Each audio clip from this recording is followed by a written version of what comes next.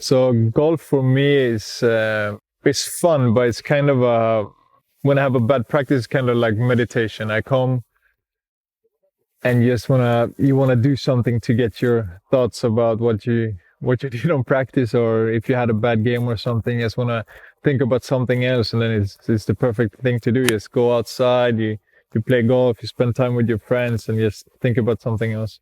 How often and who I play with is depending on the games we have. If we have a lot of time between games, I play a lot. If we don't have so much time, like when we restarted the season last year, then I could barely ever play. I have some friends that play work as professionals in Italy, and I love to play with them because then I can try to compete with them, and that's the other part of me. Like I just wanna compete. I wanna challenge myself, and golf is the perfect sport. Outside the pitch is family father. Got 4 kids. If I don't play golf, I spend all my time with my family. I love to just hang out with them, just do whatever they want to do, play with the kids, watch a movie with my wife. That's what I love to do, and I do it as much as I can. The word family to me is everything. It's what I cannot be without. It's they give you joy, they give you happiness, they give you every feeling you could ever imagine. It's no, the family. It's just everything. They were extremely important to reach my goals, because to have someone that pushes you, believes in you, and makes you believe in yourself, it's something that you cannot be without. It's they get you to understand that you could actually reach this goal. You should put a higher goal, because otherwise you can reach the other one. It's they keep pushing you forward, and in the end you just play for them because you want them to see how good you actually are, and it's a win-win. Like it's good for them it's fun for them to see you play, but it's also, I love to play in front of my family because I just want to show them how good I am, and that's the ultimate test, just to prove for my family that I can actually do this. I'm a little bit younger than my older sister. I'm a little bit older than my younger brother, so it's always good to have a big family. Like you can always figure something out to do, and actually one of my younger brothers is the reason why I play golf, why I started, because he started playing and I was home in Sweden. And one day he asked me, like, you want to go play golf one time? I was like, golf, it's not for me, it's for old people. But I accepted, and then we went to the golf course, and I had no idea what I was doing. And then I just hit this one perfect shot. And after that, I could never stop. It's like, this is a wonderful feeling. I wanna get this feeling again. And then I kept playing, and then I kept playing, and I kept challenging myself, and then in the end, that's why I play golf. Always my goal to become a professional football player. I always said, like, when my parents asked, or my brother and sister asked, like, what you gonna do what you gonna work with when you get old? And I said, I'm gonna be a professional football player. And they were like, when you're young, it's like, yeah, okay. Like, but when you're getting like 16, 17, 18, they kind of want you to have a plan B. Like, if it doesn't happen, it's like, no, I'm gonna make this, I'm gonna do this. And then when I finally signed my first professional contract, they were like, so you actually did it. And that was a great feeling.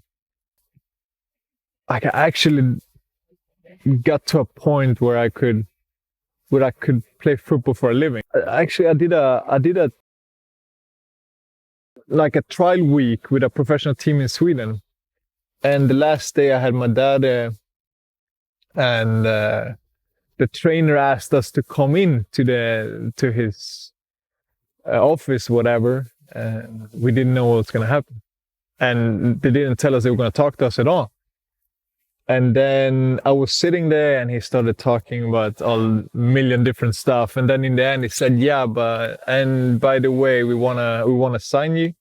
We want you to stay with us." And you know, when you in that situation you need to act cool. Like now it's getting to a discussion about whatever. But I couldn't. I was just smiling. My whole face was like shining up, and it's like, and my dad as well. And it's like, yeah, we're not in a good situation right now to make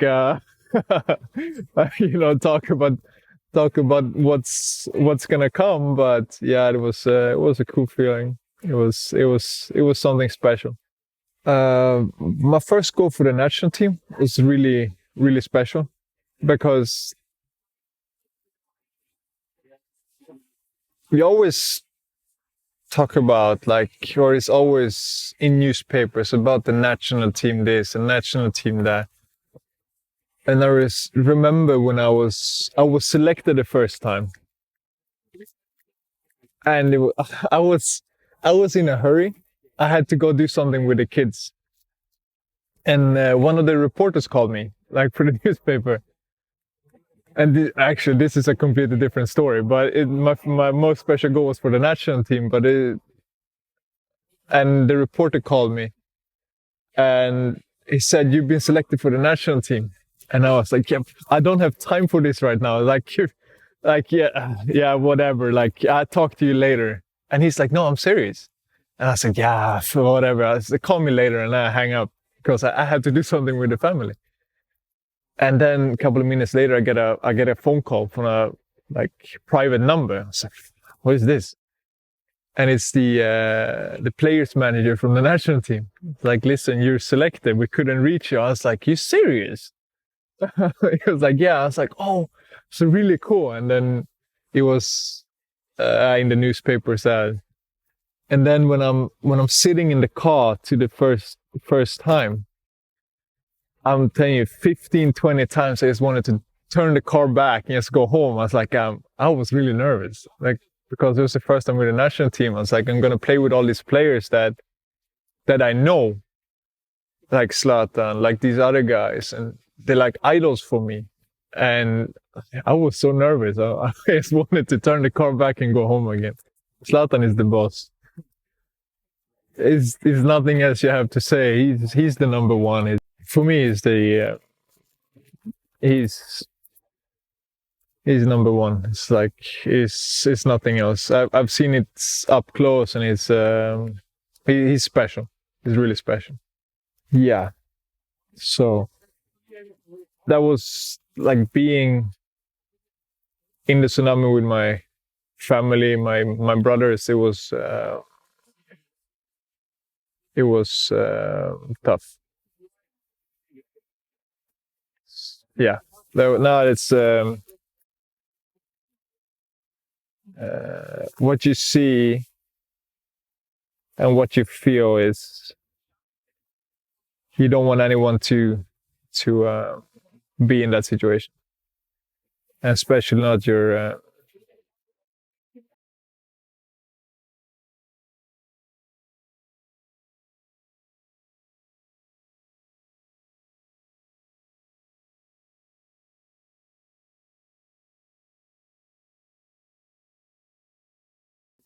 especially not your younger brothers. That was tough. Yeah.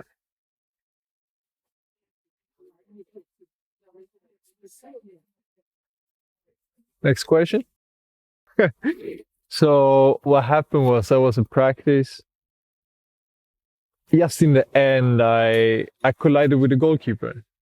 So he came out kind of blindside for me. I couldn't see him. We collided. I landed on my back and I lost sensibility in my left leg.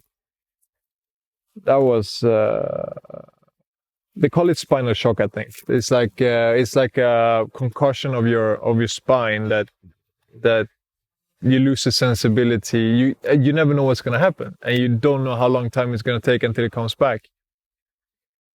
So that was scary, because when the doctors tell you we don't really know, then you just gotta hope and wait and see what happens. But now it's all good. No, that was some tough first couple of days, because you don't know what's gonna happen. You don't know what to expect. But when you slowly start feeling that it's starting to come back, then you just, it's like seeing a light in the tunnel. It's like there's something, it's getting closer, you can almost reach it, and then all of a sudden you'll be able to play football again, you'll be able to practice. But what you think in the beginning is just like, now what? Like I can't play with my kids. What can I do? What can I not do? Then football is so far behind everything. How important it is. It's like, first, but can I play with my kids? Can I do this? Can I go for a walk with them? Can you, like, and then when you can do that, then football becomes important again, because then you want to play, then you want to practice, you want to be with your teammates. So yeah, it was tough in the beginning, but then now it's like it never happens. So injuries you can always have, but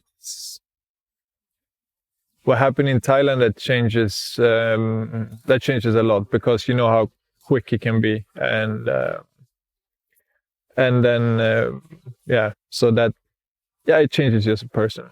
Why I've moved to Holland first is like I got an offer to go there, and it looked interesting, and I thought it was a good step. How I performed during that time, I could have played better. It's nothing else. In the beginning, it was difficult. It was a big change.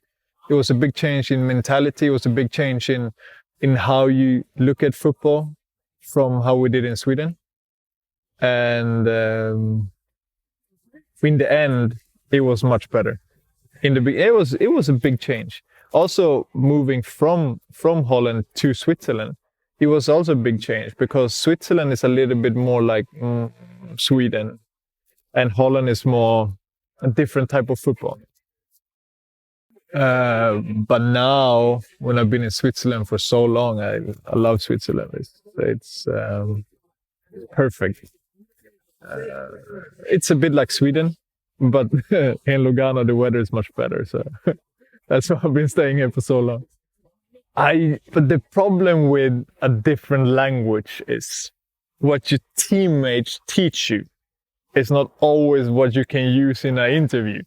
And there's when it gets really dangerous, because you think that this I could actually say to someone, and you say it and they react like, whoa, like, so that's why it's a bit dangerous, because in the locker room I can speak a lot, but outside the locker room is maybe it's not so good.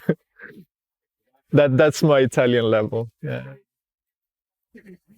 So my preferred places in Lugano is my home. I don't know why, but I always love my home, because it's mine, it's my family. That's where you have everything. But besides that, the lake is fantastic. Even though we have a pretty old stadium, Cornaredo is something special for me. That's where the most of emotions I have to Lugano is coming from. So the stadium is important, but besides that, it's the lake, home. It's nice. Like everything in Lugano is beautiful. You know, like in Sweden, everyone talks about the Como Lake and around there. It's like it's the same in Lugano. It's maybe even better, but it's more expensive. So no tourists, like, they want to go to Como, they don't go to Lugano. Hey, it's very nice. I like this golf course a lot. Actually, this is the first place besides Cornaredo, this golf course is one of the first places I visited in Ticino, because I was playing in Bern at the moment. I started playing golf, and the pro I started with, the weather in Bern was really, really bad. So we decided, I had a free day. We drove up here and we played golf here. It was before I had any discussions with Lugano. We went here and we played on this golf course, and yeah, that's why I have a good memory from this place. But what you can say about the team is family. It's The team we have is special. There's nothing else you can say about it. It's good people, good players, mentally very good, but also quality football wise. And it's as a whole organization, it's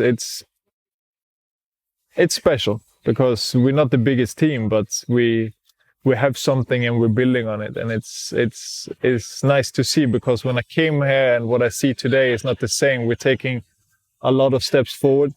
We're doing something really good, and it's interesting. I'm 34. I don't feel like it. How I feel now compared to a couple of years ago is almost better now. So how long I can play is you never know. In football, you never know. Like how I'm feeling right now, I could say I want to play for another 10 years. But everything can change so quick. So I just want to keep playing as long as I can, as long as I have fun. And in Lugano, we have to wait and see. It's first always about performance, and then we see we have to take it from there.